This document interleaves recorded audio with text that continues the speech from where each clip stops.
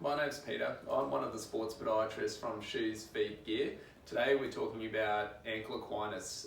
It's a very common issue that people have, and it has some pretty big implications for different injuries, as well as affecting run technique, and that affects performance as a consequence. So some of the injuries we get are through the calf itself, through the soleus muscle that runs down through here, the Achilles tendon and the insertion into the heel, as well as front of the ankle pain, forefoot pain, as well as orthotics and shoes feeling uncomfortable for people with an equinus.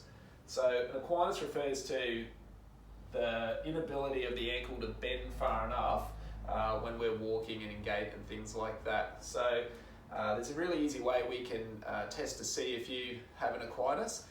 We just use one of the smartphones, especially the Apple phones, come with a built-in compass setting, and we just go to the compass and then swipe to the side, and that brings up our digital inclinometer.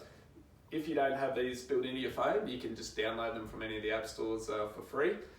So what we'll do is we'll get the feet flat on the ground, and we'll bend both knees to see how much that ankle will actually bend. So once we've got our little phone set up here, once it's zeroed in, we can see what ankle range we have through there.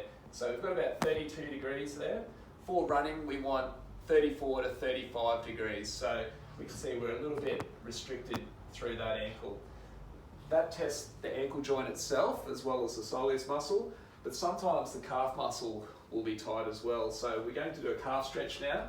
So we have the back foot pointing straight ahead, heel on the ground, back knee locked out, and bending forward doing a calf stretch. So we're loading up this calf muscle that crosses over the knee, and we'll measure that same angle. And you can see we've only got 24 degrees, 23, 24 degrees here. So in this case, it's the calf muscle itself that's stopping us bending forward through there.